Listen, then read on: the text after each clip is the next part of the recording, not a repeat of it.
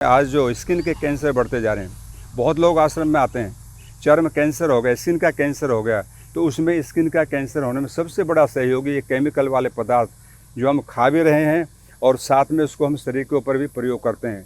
आज हम देख रहे हैं पूरे देश के अंदर केमिकल का बहुत ज़्यादा प्रभाव होता जा रहा है। हर व्यक्ति चाहता है कि मैं हमेशा सुंदर बना रहूं, मेरा सौंदर्य अच्छा हो, मेरा सौंदर्य बढ़ता रहे, सुंदरता में निखार हो। तो ऐसी अवस्था में हमें क्या करना चाहिए? हम प्रयोग करते हैं साबुन का, या कई प्रकार के ऐसे लोशन हैं मार्केट में मिलते हैं जिनका हम शरीर पर लगाकर उसका प्रयोग करते हैं, या पाउडर हैं, कई प्रकार के ऐसे क्रीम हैं, हम उसको लगा करके अपने सौंदर्य को बढ़ाना चाहते हैं। लेकिन मैं बताना चाहूँगा आप सभी को, सौंदर्य बाहर की चीज़ों से कभी नहीं बढ़ सकता। सौंदर्य अंदर की चीज़ है। जितना हमारा डाइजेशन अच्छा होगा, खान पान अच्छा होगा, सात्विक आहार लेंगे, उतना ही हमारा सौंदर्य बढ़ेगा और हम हेल्दी और स्वस्थ रहेंगे। लेकिन केमिकल्स युक्त कोई भी किसी प्रकार की क्रीम या साबुन या लोशन कभी भी हमें हेल्दी और स्वस्थ नहीं बना सकता, हमारे सौंदर्य को नहीं बढ़ा सकता। तो ऐसी अवस्था में हमें इन केमिकलों को यूज़ नहीं करना। इसके स्थान पर फिर हम क्या प्रयोग करें? परमात्मा ने इस धरती के अंदर बहुत से पदार्थ दिए, उनमें से एक पदार्थ है मुल्तानी मिट्टी।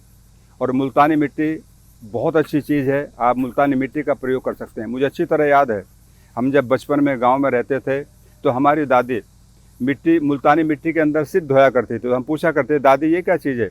बोले ये ऐसी चीज़ है जिससे कोई भी किसी प्रकार का हमारे स्किन पर प्रभाव नहीं होता और हमारे बाल हमेशा चिकने और सुंदर बने रहते हैं। पूरे शरीर पर साबुन की तरह इसका यूज़ करते हैं, बोले कोई भी चर्म रोग हमें नहीं होता। तो ऐसी हर अवस्था में मैं चाहूँगा कि जितने भी भाई और बहनें हैं वो साबुन का प्रयोग करें, चाहे कैसी भी साबुन है। हर साबुन के अंदर आपको केमिकल मिलेगा। तो ऐसी अवस्था में हमें मुल्तानी मिट्टी का प्रयोग करना है। आप 1 किलो मुल्तानी मिट्टी ले लीजिए और मुल्तानी मिट्टी लेकर के शाम को लगभग 1.5-2 लीटर पानी में उसको डाल दीजिए, तो वो सुबह तक गल जाती है।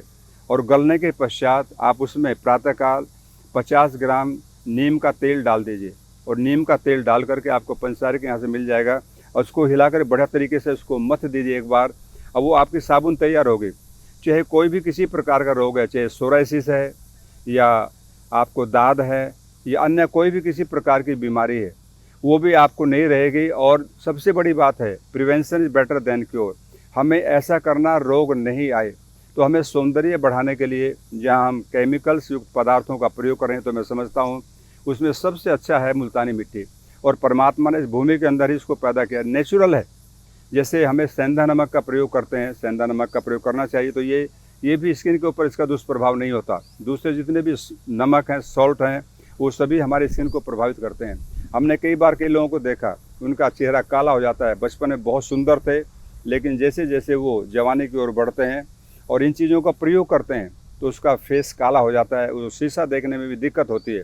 कई लोग तो ये कहते हैं जी अब हमें शीशे में देखते हुए बड़ा बुरा लगता है। मैंने क्यों? क्योंकि पहले हम बहुत सुंदर थे और सुंदरता हमारी धीरे धीरे समाप्त हो गई। हमने इनका प्रयोग किया तो आज वो बड़े दुखी हैं, परेशान हैं। तो ऐसी अवस्था में हमें प्रयोग करना है मुल्तानी मिट्टी का। उसमें नीम का तेल डाल करके आप पूरी शरीर पर लगाएं, बालों पर, कहीं भी आप लगा सकते हैं, पूरी बॉडी के ऊपर।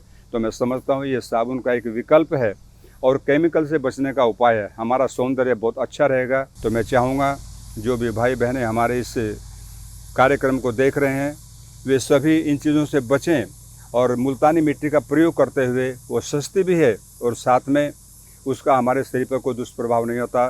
तो हम अपने शरीर को सुंदर बना सकते हैं, सौंदर्य को बरकरार रख सकते हैं लंबे समय तक, और इसका प्रयोग करें ताकि हम हेल्दी और स्वस्थ रहें। ओम।